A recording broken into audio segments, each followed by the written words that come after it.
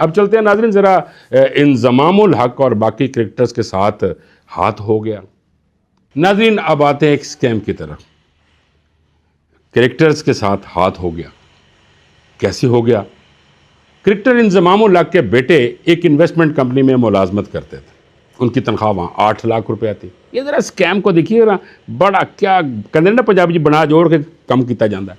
उनकी 8 लाख तनख्वाह थी और वहाँ पे बड़े काम कर रहे थे, उनको हर महीने तनख्वाह मिल रही थी। एक दिन उन्होंने कहा, यानी अब्दुर्रहमान जो उनके मालिक थे इन्वेस्टमेंट कंपनी के, उन्होंने कहा कि भाई को पार्टीज़ लेकर आओ ताकि इन्वेस्टमेंट हो, उनको हम प्रॉफिट दें, हम अपने बिजनेस करें बाकी। तो सबसे पहले तो इंज़मामुल हक के बेटे ने अपने वालिद साहब से कहा कि जनाब आप कुछ पैसे इन्वेस्ट करें। बड़ी मुश्किल से राज़ी किया, उन्होंने भी वहाँ पे पैसे जमा करवा दिए और उनको 2-4 महीने पैसे मिलते रहे प्रॉफिट के।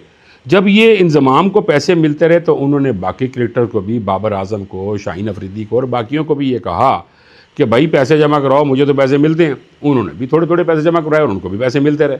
फिर एक वक्त है, उन्होंने कहा ये तो काम थोड़ा है, उन्होंने और ज़्यादा पैसे, किसी ने 1 करोड़, किसी ने 20 करोड़, किसी ने 30 करोड़, किसी ने 40 करोड़, किसी ने 50 करोड़ रुपये जमा करवा दिए और वो फिर 7-8 महीने उनको पैसे मिलते रहे।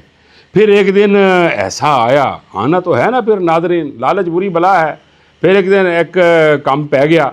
वो आजकल एक बर्गर बड़ा चला हुआ, लपेटा बर्गर। तो वो जैसे देखें ना, वो बर्गर को बनाते हैं, उसको बड़ा लपेटते हैं।